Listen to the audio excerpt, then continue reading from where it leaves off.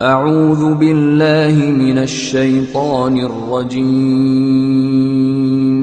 بسم الله الرحمن الرحيم. Sister, thank you for waiting. Would you please state your name and occupation, then state your question? I'm Sakina D'Souza, and I'm a Catholic.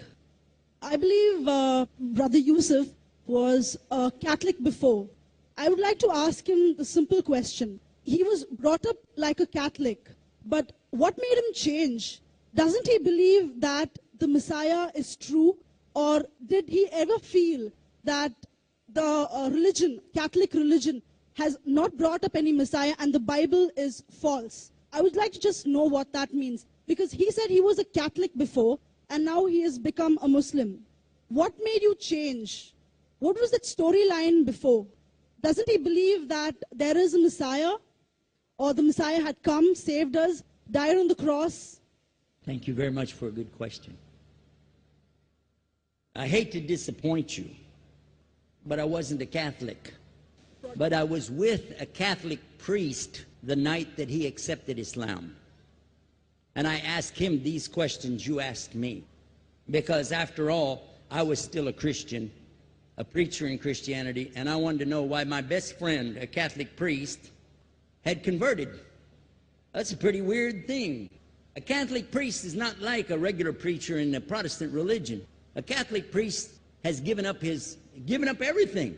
He's given up his life to be a Catholic priest. When he enters into this realm, he's basically given away everything. He can't have a wife, he can't have children, obviously no grandchildren. He has no home, he just lives in a rectory or wherever they give him a place to stay. And he's sent wherever they tell him to go, do whatever he's told to do, and that's it.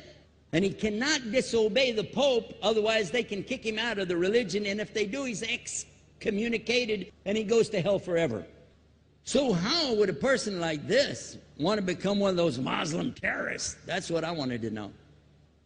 He explained in a very few beautiful words something that I came to learn for myself. He said that he was sincerely in the Catholic religion because he believed in God, that he had studied, his degree was in theology, and a part of the teaching that they as priests have is to study Islam. Every priest is forced to study Islam. Now you may not know that, but you can ask your priest and he'll confirm it. And when you study Islam, even when Islam is taught to you by somebody who hates Islam, as long as they don't corrupt it too far, you can still see the truth in Islam. A classical example happened to me just recently when I was in Saudi Arabia. A friend of mine, very old copy of one of the first Qurans ever translated to English by George Sale. George Sale hated Islam, he hated the Muslims, but when he translated the Quran to English, he was true to the text of the words. Although maybe not getting all the meaning, he certainly was true to the text of the words. I was shocked when I read it. Have you seen it? You know what I'm talking about? Amazing.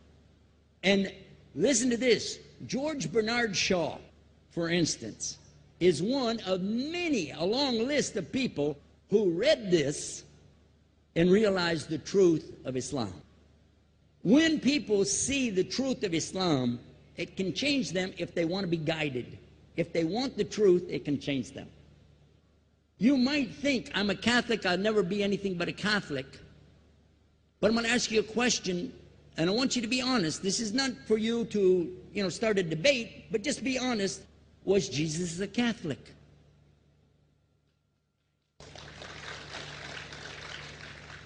And it's not open to debate, so there's no point in opening that up, because you know and I know he wasn't. The Catholic Church was in business about 300 years before Jesus was born. It's on their website. Don't go like this. It's on their website. That's where I took it from. The Catholic Church was really started in Rome by Alexander the Great. Do you know what the word Catholic means? It means universal. It was the universal church for the Roman Empire. If you didn't join it, you could not be a Roman citizen. And it was opposed to the teachings of Judaism and opposed to the teachings of the early Christians for more than 200 and some years. And they were diametrically opposed to each other to the extent that it was the Romans killing the early Christians. Now, if you understand that, and you go to their website and read, they didn't even take over Christianity until the year 325 AD. And when they did, they changed a lot of things, again, referring to their own website. But if you want to check it in Britannica or Americana or grow your encyclopedias, go ahead and read about the Catholic Church. When, in August of 325 AD, at the Nicaea Council, they took over, first thing they said was, let's change the date of the birth of Jesus to be the same date as that of Mithras, which was the god, one of the gods worshipped there, and also the sun god's birthday was the same day, December the 25th, believing it to be the shortest day of the year. And Constantine was a sun worshiper of Saul Invictus. Go to the website, read it for yourself.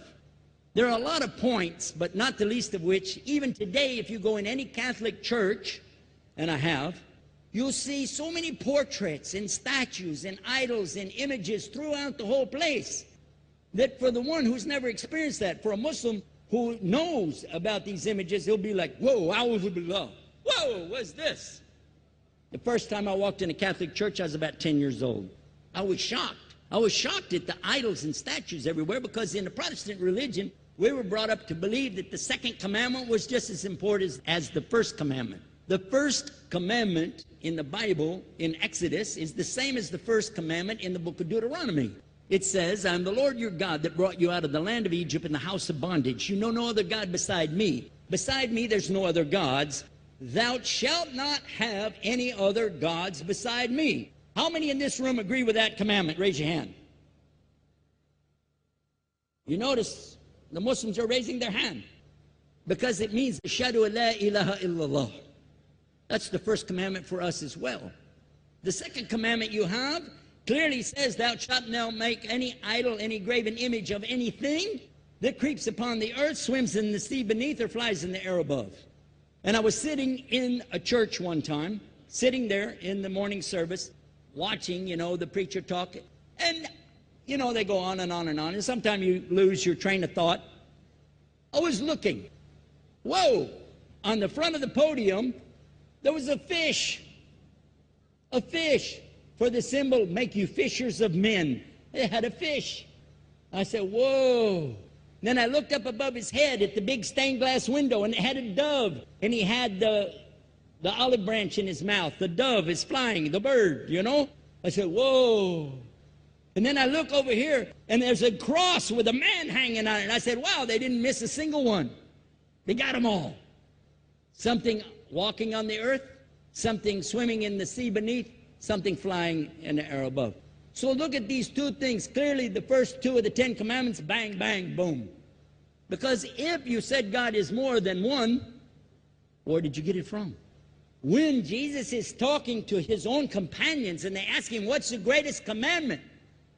Mark 12:29. Clear.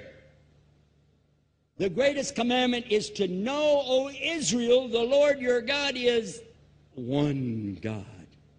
And you have to love him with all your heart and all your mind and all your strength. And this is no different from what Prophet Muhammad ﷺ was saying, the same thing to his people. Same thing I mentioned in the lecture. This is certainly for us the same.